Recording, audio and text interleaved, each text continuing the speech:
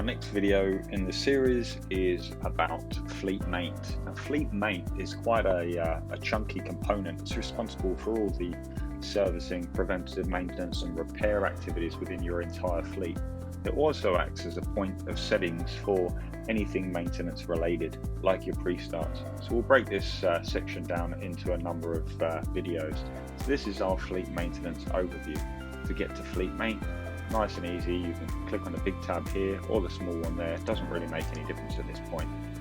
When I go into FleetMaint, I'm presented with my view of all of my assets by alphabetical order, with the number of open jobs and closed jobs, kilometers, hours, all right in front of me.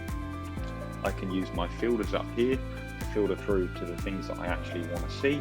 I might want to see just wagons. I run that filter. My wagons are put in front of me there.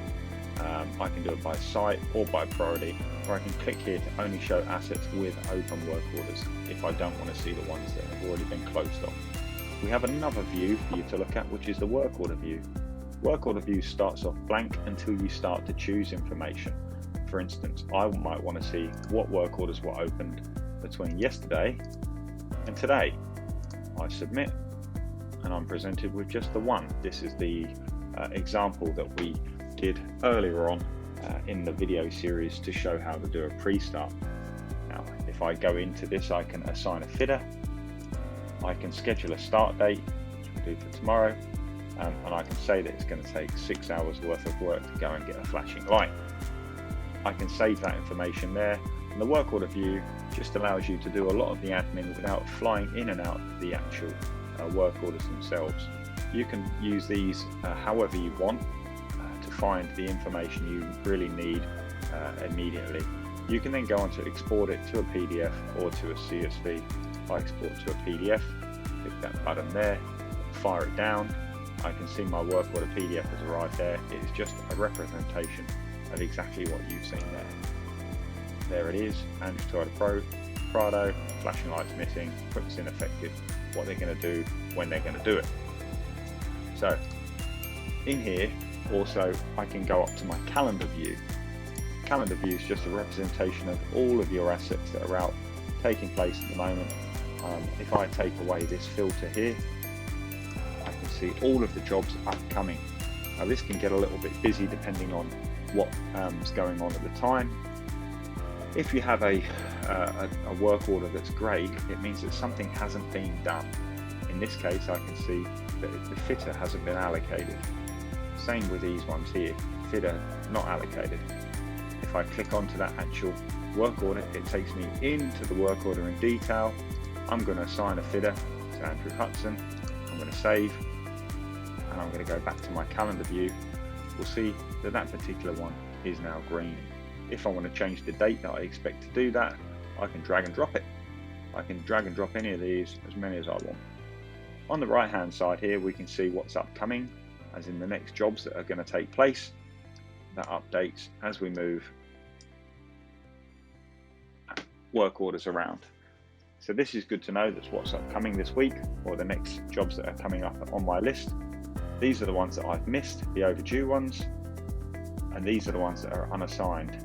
Really important to assign the jobs as they come, otherwise that you're not really organised. Once you've assigned them and you put them in the calendar, the fitters, when they log in, will see whatever is assigned to them, so their calendar will just tell them what they're doing on a given day-to-day basis. This is a little bit busier than most because we use it for demos, therefore the data in there is not correct, it's just made up data. When I go back to my main view, again, I'm still in fitter view because it defaults and stays on whatever view you prefer. I can see that my wagon Andrews is there. I can see that my pre-starts have been done. I can see when there's a pre-start defect that's come out as well. I can filter by created date. I can do it by created hours, kilometers, whatnot. I can see all the information I need to see nice and easily. When I go into a work order in detail, so let's go back to Andrews Prado and look at the work order that was created today. It might be a bit busy in there with all the pre-starts. If you don't want to see as many pre-starts, you can click here and the pre-starts have now gone. You just see the actual work orders. Here's the pre-start that we had done earlier, and it created a work order. I can click into that and see more information about that work order here. Now, it is good to put as much information as you possibly can in here, because when a fitter comes to look at a machine, the best thing they can do in order to assist them with repairing is to know what's happened to it in its recent history. Someone may have done a job where they've knocked a cable or loosened a clip somewhere else that they didn't need to. This gives them that little bit of a picture that they can go back and say, oh look, that problem existed before, I'll phone that fitter and see what he did about it, and so on and so on. You also got lots of areas here where you can add information. You can put a heap of images up the top here. This gives the guys a great idea of what they're looking for. And down on the right hand side, for each individual item that you add, you can add as many items as you want. You can add a file as well. So it might be, one of the items might be to do adjust the valve set on an engine. You can attach the sequence here. You might want to put the work method statement in there. You might want to put a take 5 in there. Use it as you wish, but just know that the ability to do so is there. You're not limited either by the file size or the number of files. Obviously, the bigger the file and more there are, the more bandwidth it will take on the device that the fit is using. In here, some other fields that we like to look. Root cause is great, so that later on you can come back and see just how much of your additional work, aside from servicing, is caused by poor operators or age of machine, so that you can make better informed decisions about your fleet and how you spend your money.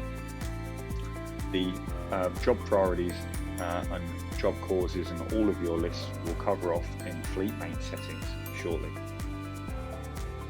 That's it for the actual work orders. That's the work order in detail. When you have an asset open, you can create a new work order just by hitting the new work order button. There's 4 current ways that a work order is created in this system.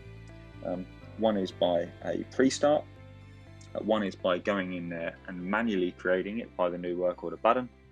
One is by the scheduled maintenance that will cover off separately from this. And the last one is if you have notifications set up in your fleet admin section, you can also create a work order from a notification that you've set up for a specific task. That's it for the general overview of FleetMaint.